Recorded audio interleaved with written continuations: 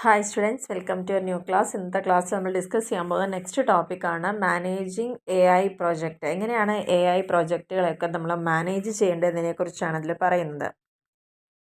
Managing AI project എന്ന് പറഞ്ഞു കഴിഞ്ഞാൽ അതിൽ പ്രധാനമായിട്ട് വരുന്ന കാര്യം കൃത്യമായിട്ട് അതിനെ പ്ലാൻ ചെയ്യുക എന്നുള്ളതാണ്. പ്ലാൻ ചെയ്തതിന് ശേഷം അതിനെ ഓർഗനൈസ് ചെയ്യുക, കൺട്രോൾ ചെയ്യുക റിസോഴ്സുകളെ, ആൻഡ് ടൈംലിനെസ്, കൃത്യമായ സമയം നിശ്ചയിച്ച് അതിൻ്റെ ഉള്ളിൽ തന്നെ അത് കംപ്ലീറ്റ് ചെയ്യാൻ നോക്കുക. പ്രൊജക്റ്റ് ആക്ടിവിറ്റീസ് എന്തൊക്കെ വേണം എന്നുള്ളത് നോക്കുക. And to ensure successful AI implementation. ഒരു AIനെ ഇംപ്ലിമെൻറ്റ് ചെയ്യുമ്പോൾ എങ്ങനെയൊക്കെ സക്സസ്ഫുൾ ആവാം എന്നുള്ള കാര്യങ്ങളെക്കുറിച്ചാണ് ഇവിടെ പറഞ്ഞിരിക്കുന്നത്.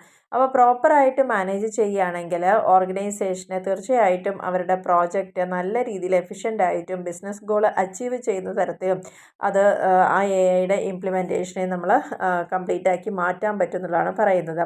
ആൻഡ് മോണിറ്റർ ചെയ്യുക കൃത്യമായിട്ട് ഇവ നമ്മൾ ഇംപ്ലിമെൻറ്റ് ചെയ്യുമ്പോൾ നമ്മൾ ഉദ്ദേശിച്ച റിസൾട്ട് കിട്ടിയിട്ടുണ്ടോ അതിനെ ഇവാലുവേറ്റ് ചെയ്യുക. And also important for improving project performance and results.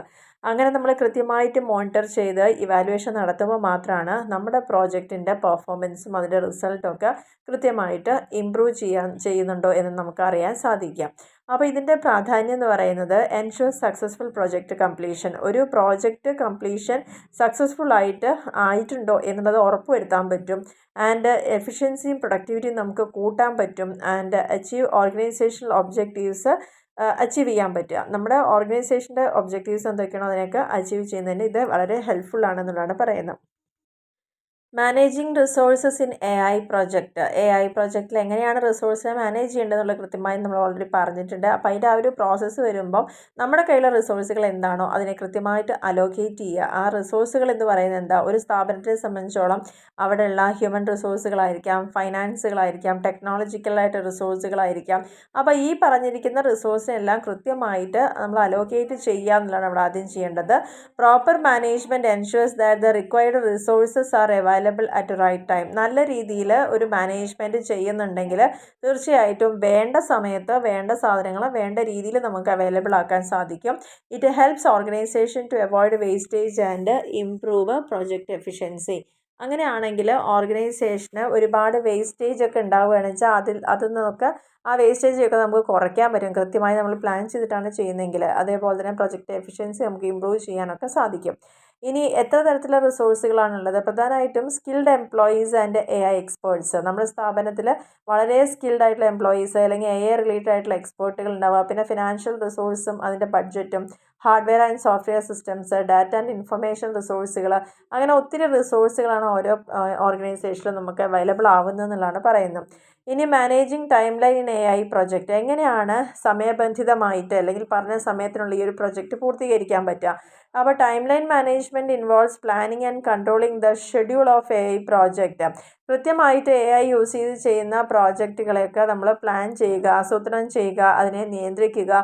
To complete the task within the specified time. നമുക്ക് സമയം എത്രയാണോ അനുവദിച്ച് തന്നിട്ടുള്ളത് ആ സമയത്തിനുള്ളിൽ തന്നെ ഈ ടാസ്കുകളെല്ലാം കംപ്ലീറ്റ് ചെയ്യുക എന്നാണ് അവിടെ പറയുന്നത്. Proper scheduling helps organisation avoid delays. അപ്പോൾ അതുകൊണ്ട് തന്നെ നല്ല രീതിയിൽ നമ്മൾ ഷെഡ്യൂൾ ചെയ്യുമ്പോൾ നമുക്ക് ഡിലേയ്സ്, അതായത് ചില കാര്യങ്ങൾ ഇങ്ങനെ വൈകി പോകുന്ന കാര്യം, വൈകി പോകുന്നതൊക്കെ നമുക്ക് ഡിലേ ചെയ്യുന്നതൊക്കെ ഒഴിവാക്കാൻ പറ്റും. And maintain smooth project execution. നല്ല രീതിയിൽ തന്നെ ആ ഒരു പ്രൊജക്റ്റിനെ എക്സിക്യൂട്ട് ചെയ്യാൻ വേണ്ടിയിട്ട് സാധിക്കുന്നുള്ളതാണ് പറയുന്നത്. Also ensures that project goals R achieved on time. അതുമാത്രമല്ല നമ്മൾ സമയബന്ധിതമായി തന്നെ ഒരു കാര്യം പൂർത്തീകരിക്കുമ്പോൾ നമുക്ക് ആ സമയത്തിനുള്ളിൽ തന്നെ ആ ഗോൾ എന്താണോ അത് നമുക്ക് അച്ചീവ് ചെയ്യാൻ കൂടിയിട്ട് സാധിക്കുന്നുള്ളതാണ് പറയുന്നത്. അപ്പോൾ ഈ ഒരു മാനേജിങ് ടൈം ലൈനിൽ വരുന്ന പ്രത്യേകിച്ചുള്ള ഒരു ആക്ടിവിറ്റീസ് എന്ന് പറയുന്നത് സെറ്റിംഗ് പ്രൊജക്റ്റ് ഡെഡ് ലൈൻസ്. ഓരോ പ്രൊജക്റ്റിനും കൃത്യമായിട്ടുള്ള ഒരു ഡെഡ് ലൈൻ നമ്മൾ സെറ്റ് ചെയ്ത് വെക്കുക. എത്ര സമയത്തിനുള്ളത് കംപ്ലീറ്റ് ചെയ്യണം എന്നുള്ളത് ആദ്യം നമ്മൾ സെറ്റ് ചെയ്ത് വെക്കുക. ഉള്ള ടോട്ടൽ വർക്കിനെ നമ്മൾ കൃത്യമായിട്ട് പ്രൈസസായി ഡിവൈഡ് ചെയ്യുക, മോണിറ്റർ ചെയ്യുക അതിൻ്റെ പ്രോഗ്രസ്. ആൻഡ് എന്തെങ്കിലും ഡിലേയ്സും റിസ്ക്കും ഉണ്ടെങ്കിൽ അതിനെ കൃത്യമായിട്ട് മാനേജ് ചെയ്യാൻ പഠിക്കുക എന്നാണ് പറയുന്നത്. ഇനി AI പ്രൊജക്റ്റിനെ മോണിറ്റർ ചെയ്യുന്ന കാര്യത്തിനെ കുറിച്ചാണ് പറയുന്നത്. എന്താണ് മോണിറ്ററിംഗ് എന്ന് പറഞ്ഞു കഴിഞ്ഞാൽ it is A continuous process of checking the progress and performance of AI project during the implementation. AI പ്രൊജക്റ്റുകൾ നമ്മൾ ഇംപ്ലിമെൻറ്റ് ചെയ്യുന്ന സമയത്ത് അതിനെ നമ്മൾ നോക്കേണ്ട കാര്യം ഇതൊരു കണ്ടിന്യൂസ് പ്രോസസ്സാണ്. ഒരു തവണ മാത്രം ചെയ്യേണ്ടതല്ല, അത് കണ്ടിന്യൂസ്ലി ആ പ്രോജക്റ്റിൻ്റെ ഇംപ്ലിമെൻറ്റേഷൻ പ്രോഗ്രസ്സിലേക്ക് പോകുന്നുണ്ടോ, അതിൻ്റെ പെർഫോമൻസ് എങ്ങനെയാണെന്ന് നോക്കണം. And it helps managers identify problem. അങ്ങനെ നമ്മൾ കൃത്യമായി ചെയ്യുകയാണെങ്കിൽ ആ പ്രോബ്ലം എന്താണെന്ന് ഐഡൻറ്റിഫൈ ചെയ്യാൻ പറ്റുക, അതിൻ്റെ എഫിഷ്യൻസിനെ മെഷർ ചെയ്യാൻ പറ്റുക. And ensure that the project is moving according to the plan. ഓരോ നിമിഷവും ആ ഒരു പ്ലാനിങ്ങിൽ പറഞ്ഞിരിക്കുന്ന കാര്യങ്ങൾ എന്താണോ അതിനനുസരിച്ച് തന്നെയാണ് നമ്മുടെ പ്രൊജക്റ്റ് മൂവ് ചെയ്യുന്നതെന്നുള്ള ഉറപ്പ് വരുത്തുക. കൃത്യമായിട്ട് നമ്മൾ മോണിറ്റർ ചെയ്യുമ്പോൾ പ്രൊജക്റ്റിൻ്റെ ക്വാളിറ്റിയും പെർഫോമൻസും ഒക്കെ ഇമ്പ്രൂവ് ചെയ്യാൻ വേണ്ടിയിട്ട് ഹെൽപ്ഫുള്ളായിരിക്കും. അപ്പോൾ ഈ മോണിറ്ററിങ് ചെയ്യുമ്പോൾ വരുന്ന ആക്ടിവിറ്റീസ് എന്തൊക്കെയാണല്ലോ, ഒന്ന് കൃത്യമായിട്ട് പ്രൊജക്റ്റിൻ്റെ പ്രോഗ്രസ് ട്രാക്ക് ചെയ്യുക, അതിൻ്റെ സിസ്റ്റം പെർഫോമൻസിനെ ചെക്ക് ചെയ്യാം, റിസ്ക് ആൻഡ് എറേഴ്സ് എന്തെങ്കിലും ഉണ്ടെങ്കിൽ അതിന് വേണ്ട സമയത്ത് അല്ലെങ്കിൽ തക്കതായ സമയത്ത് തന്നെ മാനേജ് ചെയ്യാൻ പറ്റുക. ആൻഡ് ടീമിൻ്റെ പെർഫോമൻസിനെ പുനഃപരിശോധന നടത്തുക, റിവ്യൂ ചെയ്യുക എന്നുള്ളതാണ് പറയുന്നത്. അപ്പോൾ ഈ ഒരു 3-4 കാര്യങ്ങളെ തന്നെയാണ് നമ്മൾ കോമൺ ആയിട്ട് മോണിറ്ററിങ് എന്നുള്ള വേർഡ് കൊണ്ട് ഉദ്ദേശിക്കുന്നത്. ഇനി നെക്സ്റ്റ് പോയിന്റിൽ പറഞ്ഞിരിക്കുന്നതാണ് ഇവാലുവേറ്റിംഗ് AI പ്രൊജക്റ്റ് എന്ന് പറയുന്നത്. എന്താണ് ഇവാലുവേഷൻ എന്ന് പറഞ്ഞു കഴിഞ്ഞാൽ, ആ ഒരു ഇവാലുവേഷൻ പ്രോസസ്സിൽ കൃത്യമായിട്ട് അതിൻ്റെ സക്സസ് നമ്മൾ പ്ലാൻ ചെയ്ത പോലെ തന്നെ ഇംപ്ലിമെൻറ്റ് ചെയ്ത് കാര്യങ്ങൾ കറക്റ്റായി പോകുന്നത് നോക്കുക. അതിനുശേഷം അതിൻ്റെ സക്സസ് എത്രത്തോളം ഇത് ഇംപ്ലിമെൻറ്റ് ചെയ്തപ്പോൾ നമ്മൾ വിജയിച്ചു, അതേപോലെ തന്നെ അതിൻ്റെ ഇഫക്റ്റീവ്നെസ് കൂടിയോ, AI പ്രൊജക്റ്റ് ആഫ്റ്റർ ഇംപ്ലിമെൻറ്റേഷൻ നമ്മൾ ബിഫോർ എന്താണോ തിങ്ക് ചെയ്തത് അത് ഇംപ്ലിമെൻറ്റ് ചെയ്തതിന് ശേഷം അത് ഫുൾഫിൽ ചെയ്യാൻ പറ്റിയിട്ടുണ്ടോ, അതാണ് അവിടെ നമ്മൾ കൃത്യമായിട്ട് ഇവാലുവേഷൻ ചെയ്യുന്നത്, നിർണ്ണയിക്കുന്നത് എന്നാണ് പറയുന്നത്. It helps organisation understand whether project objectives were achieved successfully.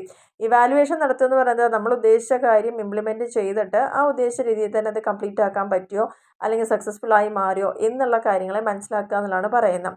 അപ്പോൾ evaluation also identifies areas for future improvement. ഇനി ഇവാലുവേഷൻ നടത്തുമ്പോൾ ഏതൊക്കെ ഏരിയയിലാണ് നമ്മൾ ഏറ്റവും കൂടുതൽ ഇമ്പ്രൂവ്മെൻറ്റുകൾ ചെയ്യേണ്ടത്, ഫ്യൂച്ചർ ഇമ്പ്രൂവ്മെൻറ്റ് എവിടെയൊക്കെ വേണമെന്നുള്ളതൊക്കെ കൃത്യമായി ഐഡൻറ്റിഫൈ ചെയ്യാൻ പറ്റുക. അപ്പോൾ ഇവിടെ ഇവാലുവേഷൻ ക്രൈറ്റീരിയ എന്ന് പറയുന്നത് എന്താ വെച്ചാൽ പ്രൊജക്റ്റിൻ്റെ ഗോൾ എന്തായിരുന്നോ അത് അച്ചീവ് ചെയ്യാൻ പറ്റിയിട്ടുണ്ടോ, അതിനുവേണ്ടി നമ്മൾ ഉദ്ദേശിച്ച കോസ്റ്റും ടൈമും ഒക്കെ കറക്റ്റായിട്ട് തന്നെ വന്നിട്ടുണ്ടോ, സിസ്റ്റം പെർഫോമൻസും അതിൻ്റെ ആക്യുറസി എത്രത്തോളം ഉണ്ട്, and satisfaction business impact, users ഇതെല്ലാം യൂസ് ചെയ്തിട്ട് അവരുടെ സാറ്റിസ്ഫാക്ഷൻ ലെവൽ എന്താണ്, ബിസിനസ്സിന് ഇതുകൊണ്ട് കിട്ടിയ റിസൾട്ട് എന്താണ്, AI നമ്മൾ യൂസ് ചെയ്തപ്പം ഇംപ്ലിമെൻറ്റ് ചെയ്തപ്പം അതിന് എന്ത് ഇമ്പാക്റ്റാണ് ബിസിനസ്സിന് കിട്ടിയത് എന്നുള്ള കാര്യങ്ങളൊക്കെയാണ് ശരിക്കും പറഞ്ഞാൽ ഇവാലുവേഷൻ ക്രൈറ്റീരിയയിൽ വരുന്നത്.